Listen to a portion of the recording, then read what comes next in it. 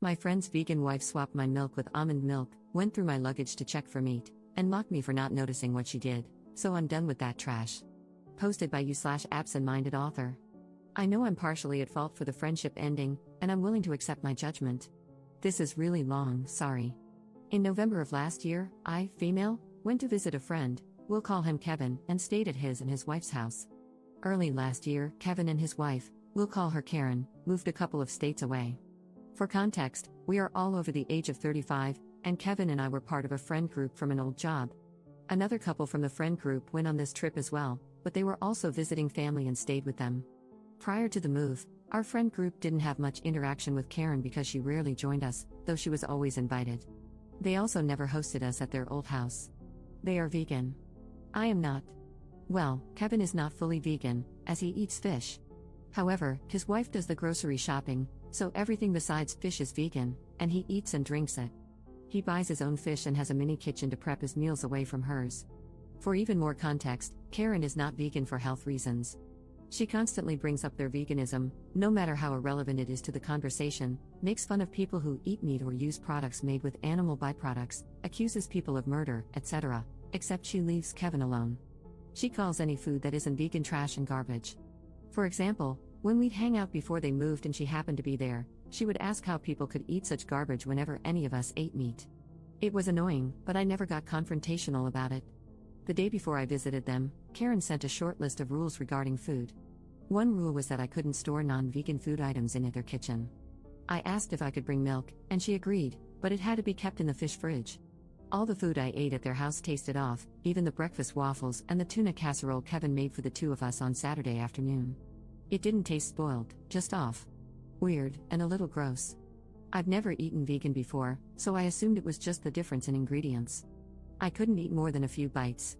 Fortunately, I packed some protein snacks, non-vegan, that I kept in my room, zipped in a canvas bag at the bottom of my suitcase. I wasn't explicitly prohibited from bringing snacks into my room. I kept my trash and disposed of it after leaving.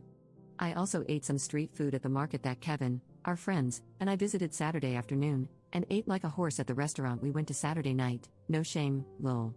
My husband and I were supposed to visit them again this weekend, but Karen called me a couple of hours ago. She told me I wouldn't be allowed to bring milk this time. She also said my husband and I couldn't bring snacks and that I should have asked for permission last time. Apparently, she had gone through my suitcase when Kevin, our friends, and I were out at the market and found my snacks.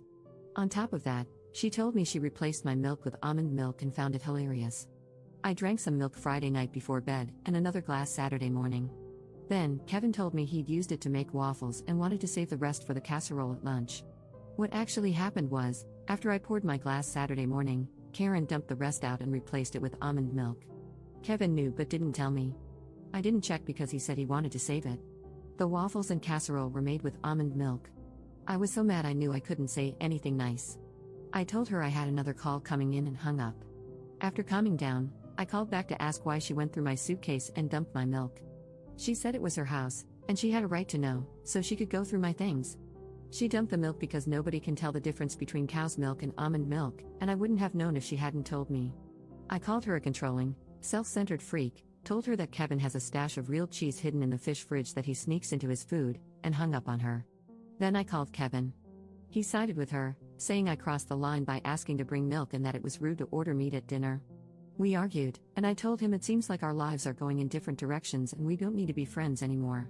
I probably should have asked if it was okay to have non-vegan snacks in my room, or I could have kept them in my car. I also shouldn't have called her names. I was a guest in their house, and Kevin has half convinced me that I should have respected Karen's veganism and not brought non-vegan food at all. My husband thinks they're completely in the wrong and that, since their lifestyle isn't one most people follow, they should have made exceptions, especially since Kevin gets a fish exception. He's also furious that Karen went through my stuff and pointed out that if I were allergic to almonds, I could have gotten very sick. He thinks I'm better off without them and says ending the friendship was reasonable.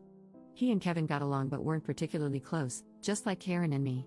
A few minutes ago, I got a "hey, can we talk" text. Honestly, I don't know if I'm going to respond. I'm just kind of done with it. Edit. I'm so sorry that I can't respond to all of your comments, just know that I am reading them. I'm calling Kevin on my lunch break today and will post an update afterward, since so many people have asked for one. Commenter. I would have told her you could tell because you thought her cooking was rancid, But you were simply too polite to say anything, and that's why you ate everything in sight when you left her house. And if she even thinks about snooping through your property again, you'll leave something worth finding, like a Ziploc bag of human crap. Don't worry, it was donated willingly, so it's vegan. But not really, because you totally ate meat in there. Also, I would be crapping in her toilet and not flushing, just in case she wanted to inspect that too.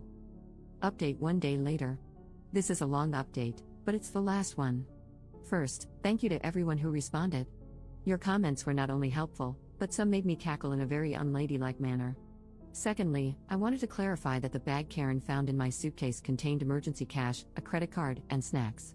It was hidden in my suitcase to keep it safe, not to hide food. I wasn't sneaking it in, important later, but I did have protein bars in there just in case I had issues with their food. Naughty me, I guess. I responded to Kevin yesterday and told him I needed some time to think and that I'd get back to him today. I took some of your advice and reached out to our friend group last night. After the group chat and a private conversation with the friends who were there that weekend, I learned some things. Long story short, out of our core group of 6, I'm the only one who kept up with Kevin. The only reason those 2 friends accepted Kevin's invitation that weekend was because I was going. Visiting family was a bonus. After taking the rest of the night to think about it and sleep on it, I realized that all of you were right about Kevin's complicity regarding the milk switch. I hadn't paid as much attention as I should have because I was so focused on the fact that Karen switched the milk to begin with. I also realized he never actually said anything in response to my telling him that Karen confessed to going through my stuff when I called him yesterday. He changed the subject instead, talking about how it was rude to ask to bring milk. Anyway, I called Kevin on my lunch break today and ran down the list of issues: Karen going through my suitcase, him not telling me about the milk switch, Karen switching the milk to begin with after telling me I could bring it, and how would I eat is none of their business as long as I'm not contaminating their food. Basically, he told me the only thing he would apologize for was saying it was rude to order non-vegan food at the restaurant. He said that since they had plenty of food in the house for me to eat, he didn't have to apologize for anything else. Apparently, Karen had told him not to tell me about the milk switch because she was trying to prove that I couldn't tell the difference between vegan and non-vegan food, essentially the same thing she said to me yesterday. I told him that since I didn't eat any of it except a few bites, clearly I could tell the difference. He also said he was eventually going to tell me about it but forgot. I said she could have just said no when I asked to bring milk instead of being a swampy bumhole about it.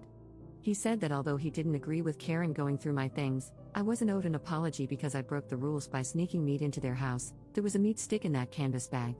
I told him I had only been told I couldn't have non-vegan food in both kitchens and that the meat stick was left over from my drive to their house. As long as I didn't switch it with their food like a certain someone, I hadn't done anything wrong. The last thing he told me was that I wasn't getting an apology because, after I told Karen about his cheese stash yesterday afternoon, she unplugged his fish fridge. He didn't get home from work until late, and, according to his Google search, all the refrigerated fish had to be thrown away. This is apparently my fault. He said we were even now. He didn't tell me about the milk switch, and I snitched about his cheese. I tried explaining that they weren't the same thing and that I wasn't responsible for what she did, but he didn't care and said he knew I wasn't allergic to nuts. I don't remember ever discussing that with him, but whatever. I asked if he truly believed that I didn't deserve any apologies from either of them, and he said yes. I told him that if he couldn't see what they did wrong and apologize, I couldn't help him, and to give me a call when he got his balls back from his wife. He hung up on me.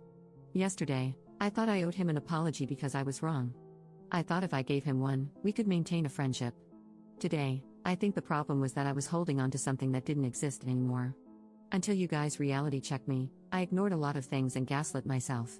So thank you, everybody, for the smack to the back of the head. Everyone should have people like you in their lives. Thanks for reading.